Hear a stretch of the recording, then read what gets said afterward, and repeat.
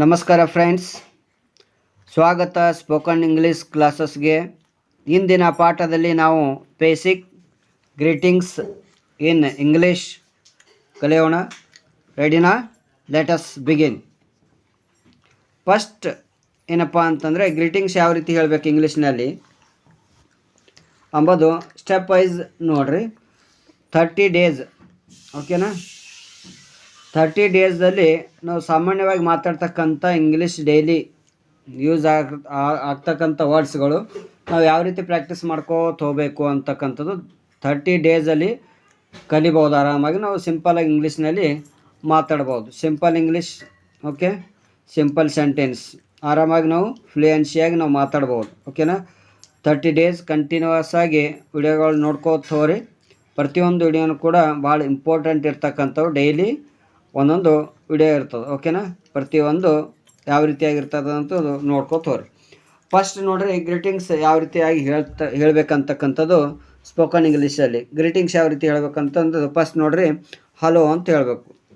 Hello ಅಥವಾ hi.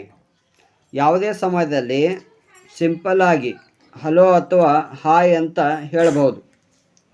Example ನೋಡ್ರಿ, hello, how are you? Answer ಯಾವ ರೀತಿ ಹೇಳ್ಬೇಕಂದ್ರೆ I am fine, thank you. Second, good morning.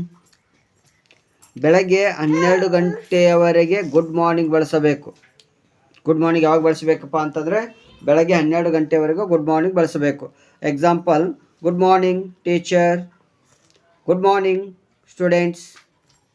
ಈ ರೀತಿಯಾಗಿ ಹೇಳಬೇಕು. ಎಲ್ಲಿ ತನಕ ಅಂದರೆ ಮಾರ್ನಿಂಗ್, ಬೆಳಗ್ಗೆ 12 ಗಂಟೆವರೆಗೆ ಹೇಳ್ತಕ್ಕಂಥದ್ದು ಮಾರ್ನಿಂಗ್, ಗುಡ್ ಮಾರ್ನಿಂಗ್ ಹೇಳಬೇಕು. ಗುಡ್ ಆಫ್ಟರ್ನೂನ್ ಯಾವಾಗ ಹೇಳ್ಬೇಕಂತಕ್ಕಂಥದ್ದು ಮಧ್ಯಾಹ್ನ 12ರಿಂದ ಸಂಜೆ 4 ಗಂಟೆವರೆಗೆ ಗುಡ್ ಆಫ್ಟರ್ನೂನ್ ಹೇಳಬೇಕು.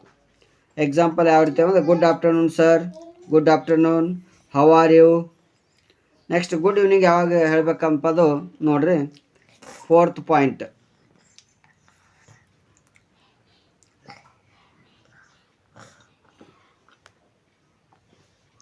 ಗುಡ್ ಈವ್ನಿಂಗ್ ಸಂಜೆ 4 ಗಂಟೆಯ ನಂತರ ಗುಡ್ ಈವ್ನಿಂಗ್ ಬಳಸಬೇಕು.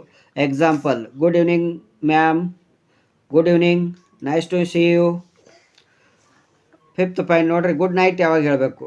ಮಲಗುವ ಮುಂಚೆ ಗುಡ್ ನೈಟ್ ಹೇಳಬೇಕು.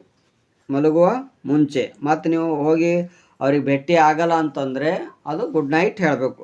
ಹೌದಾ? ಗುಡ್ ಈವ್ನಿಂಗ್ ಎಲ್ಲಿ ತನಕ ಹೇಳಬೇಕು ಅಂತಕ್ಕಂಥದ್ದು ನೀವು ಮತ್ತೆ ಅವ್ರಿಗೆ ಭೇಟಿ ಆಗ್ತೀರಿ ಅಂತಕ್ಕಂಥದ್ದು ಚಾನ್ಸಸ್ ಇತ್ತು ಅಂತಂದರೆ ಅವಾಗ ಅಲ್ಲಿ ತನಕ ಗುಡ್ ಈವ್ನಿಂಗ್ ಹೇಳಬೇಕು. ಹೌದಾ? ಮತ್ತು ಭೇಟಿ ಆಗಲ್ಲ, ಹೌದಾ ಅಂತಂದರೆ ಅದು ಗುಡ್ ನೈಟ್ ಹೇಳಿಬಿಡ್ಬೇಕು. ಓಕೆನಾ? ಮಲಗುವ ಮುಂಚೆ ಗುಡ್ ನೈಟ್ ಹೇಳಬೇಕು.